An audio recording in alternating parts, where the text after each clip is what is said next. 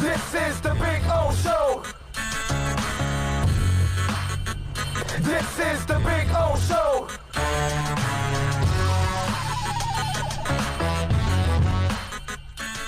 What I love about all of this, and I think you should be proud of this if you're a Dolphins fan, is that people really don't know what the hell the Dolphins are doing. And one week you hear them interested in Tua, another week they're interested in Herbert, another week it's, well, they didn't have a good interview with Tua because they were kind of serious with him and weren't buddy-buddy. And, it's just what I love is that you really have no idea what the Dolphins are doing. And so it's this is an enormous positive, right? Now, in the end, they've got to make the right decision. But what is the right decision? It's easy for anybody to say, take Tua. It's easy for anybody to say, trade up for Tua. But then when Tua breaks down, what are those people going to say after that? They're going to say, well, you're an idiot for trading up for Tua. You're an idiot for drafting Tua. The same people. They're not going to go out and say, well, the Dolphins did what I wanted them to do. So I can't complain. They're not going to say that. They're going to rip the team and they're going to say, same old Dolphin. But wait a minute, you're part of the people that wanted Tua. And then Herbert, right? Herbert's got all the physical tools because that's what you can brag about, the physical tools.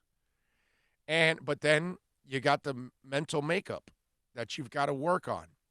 And it's almost, we've talked about this in the past. I'm not a fan that if you have a top 10 pick, I'm really not a fan of taking a project at top 10.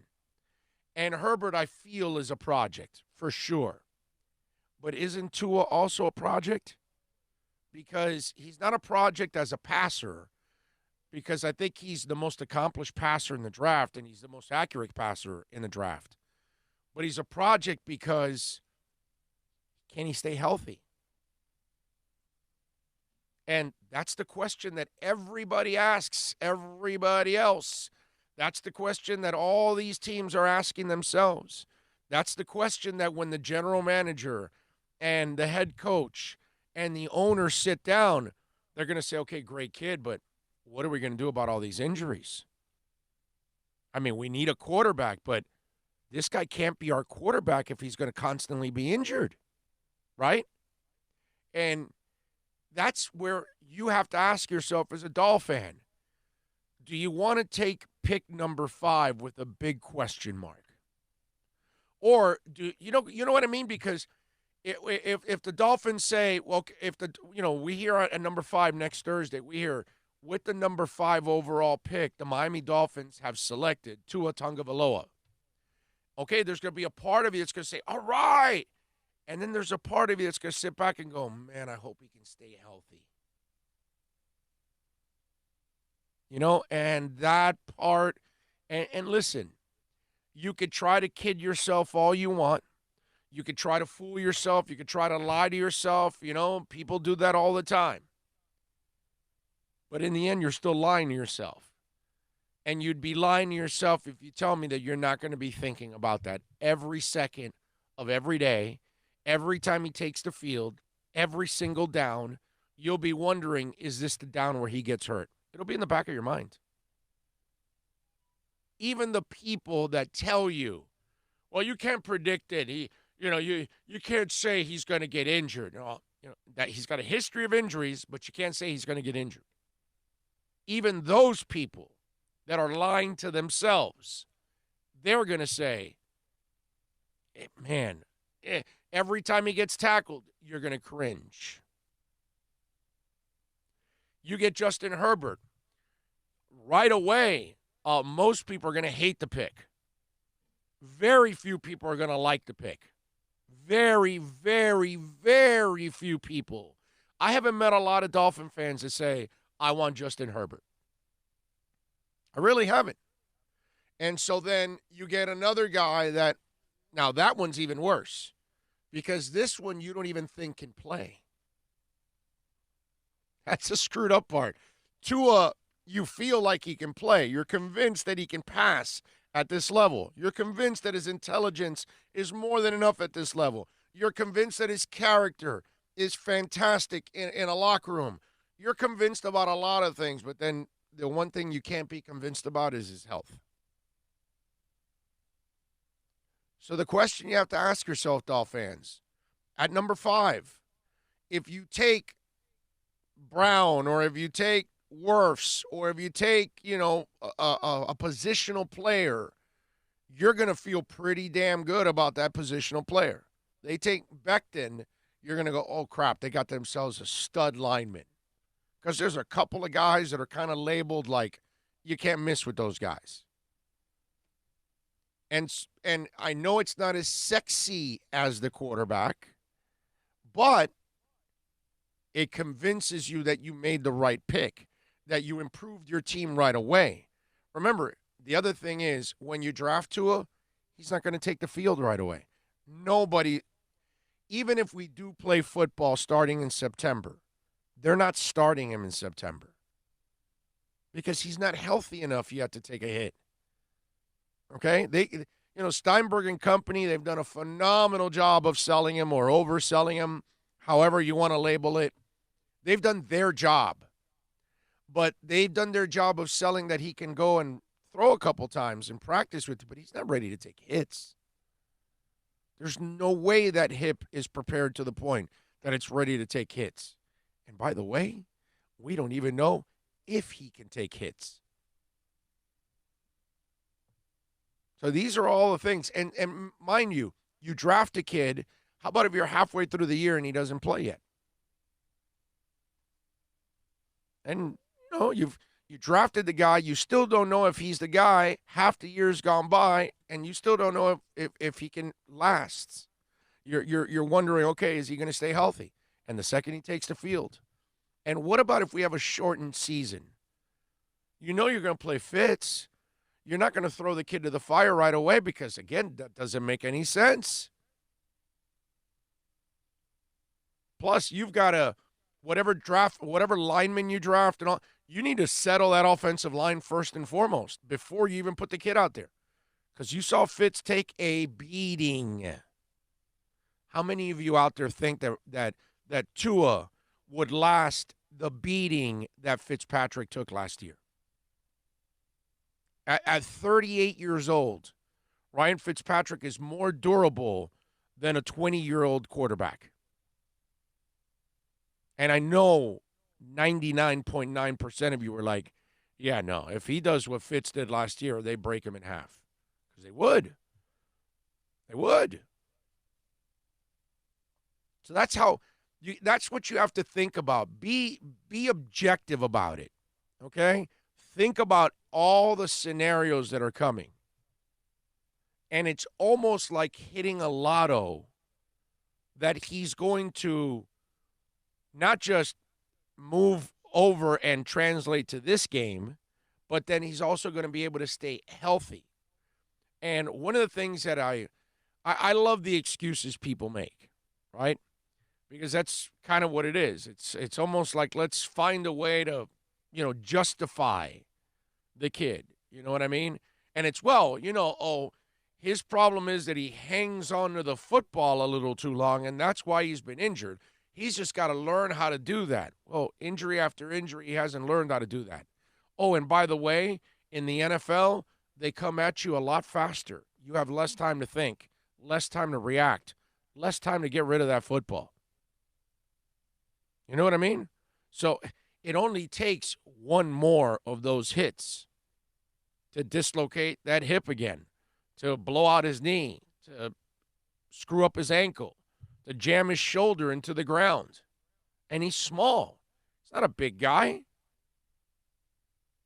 And he's not a great athlete either. He's got some quick feet at times that he can shift and reshuffle and set himself up again, which is a trait. But legs itself, like he's like this Russell Wilson type. He's more like a smooth cat. Yeah. He moves fluid, but not quick. No, he's not Russell Wilson. He's not that athlete. He has some athleticism to him, but he's not a great athlete either. So that also kind of hurts him. And that's what you have to ask yourself. Do you take at 5 a guy that's got all kinds of question marks physically? Or do you take a guy that's got all kinds of question marks mentally? Or do I say, man, you know what? Let me just take one hell of a player because we're at 5, and let's plug that guy in, and let's move forward. And then down the line, we'll get another quarterback. You know, maybe we get Jordan Love down the line. Maybe we draft Gordon. Maybe we take James Morgan from FIU. Maybe we take the Davidson kid from Princeton. Whatever. That kind of stuff. Yeah, I mean, maybe there's a project. You know, one of these guys in the secondary level and third level of quarterbacks, one of those guys is probably going to turn out to be a decent quarterback.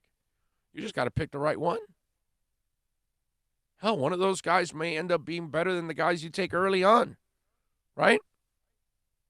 Just never know. Well, it's not like Jameis Winston and Marcus Mariota worked out for both teams. I mean, neither one's on their team anymore. So obviously they were both busts. That's what ends up. Tampa, Jameis Winston becomes a complete waste and a bust. As you played him for 5 years and then you had to get rid of him. That's a bust. Mariota, same thing. And you got rid of him. Bust. So what do? Do you take the guy that's going to make you feel good about your selection right from the get-go? Oh, dude, I got Mekhi Becton. That's it. We got our left tackle. We got Thomas. We got our left tackle. We got Brown. We got a nasty defensive tackle. We got Simmons. We got a guy we can put all over the defense. I mean, Brian Flores probably ends up with an orgasm having a guy like Simmons on his team. You know what I mean? It's like you would feel good about all these players I just told you about. You would like, okay, we got ourselves a nasty mofo at whatever position I was talking about. If Jeff Okudah falls to you, which they're not going to do it because they have 2 of the most expensive corners in the NFL. But my point is, if you wanted to have the best secondary in the NFL and you draft Jeff Okudah, you're like, okay, now we're shutting down everybody, baby. Nobody's passing on us with those 3 guys, which would be kind of an interesting take. You know what I mean? It actually would be kind of interesting, but that's what I'm talking about. That at 5, you could take a guy that you're not rolling the dice pretty much. You're feeling really good about it, whereas they don't carry that kind of baggage. They're not injury prone, and they're not mentally possibly incapable, maturity of being your leader, because it's a huge responsibility to lead a football team. Enormous. And the only way your quarterback is not the leader is if your team is so freaking dominant, like Dilfer and Brad Johnson and Nick Foles were, that they didn't have to lead because they were just part of a team that was loaded and they were on a roll. So they kind of like Ben Roethlisberger, his first championship. He didn't really lead. He kind of just was, hey, kid, don't screw it up for us. We're really good.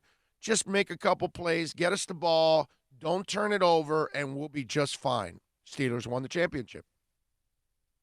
You know what I mean? We don't look at Ben Roethlisberger like Nick Foles and those kind of guys, but that's what he was in the first championship. That's why I told you that over the last 20 years, if you look at football, those things have changed. That in the last 20 years, Trent Dilfer, Brad Johnson, Peyton Manning, Ben Roethlisberger, Nick Foles, these are all guys that won the Super Bowl and did not do anything special in those Super Bowls. They weren't special in those Super Bowls. They were just facilitators. Everybody else carried them. Tannehill got carried to the AFC Championship game. It can be done. Hell, didn't Blake Bortles get to an AFC Championship game? Didn't they lose to the Patriots? I believe you are correct. Yeah. Blake Bortles.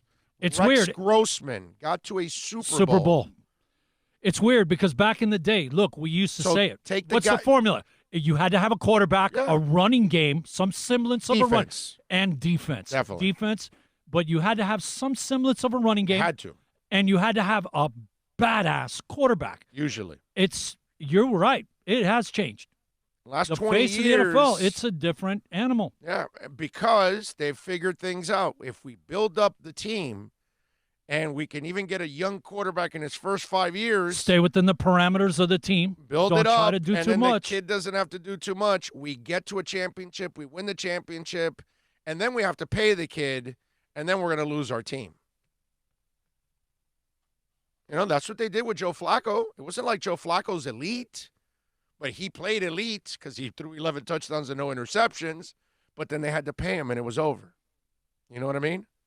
Another thing, So what do? Do you take the piece that can be a building block for a championship team, or do you take the piece that is still an enormous unknown for one reason or another?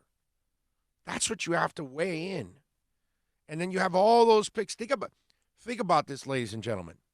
If you just let the quarterback fall to you somewhere in the draft later on or next year, but meanwhile, you use these 14 picks, maybe 13 because maybe later on you get a quarterback, but you don't use it at 5 is what I'm saying.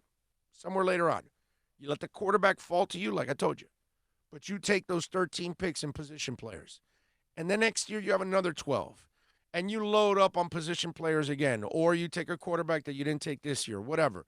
Whatever that quarterback is, he's not going to really have to carry the team if you did a really good job of drafting all over the place. If you did a really good job of drafting all over the place, then you're going to have the nasty D-line. Then you're going to have the nasty O-line.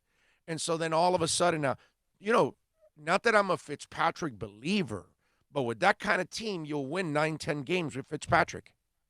So you win 5-4 with nothing. With nothing, exactly. With absolutely nothing. And so think about that. And so if you could find the kid that could just manage the game for you, doesn't have to carry you because you did a good job of building the entire team.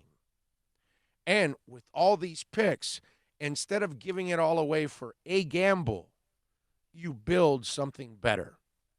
You build something stronger. You build something more long-lasting. Okay?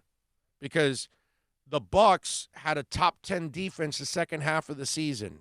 They went 7-9 with a quarterback that threw 30 interceptions. They actually have a pretty decent team. All they got to do is maybe shore up the O-line a little bit. And the running game, either Ronald Jones II has to, where he ended, has to pick up, or they get another back to add to the mix, which I think they will in this draft.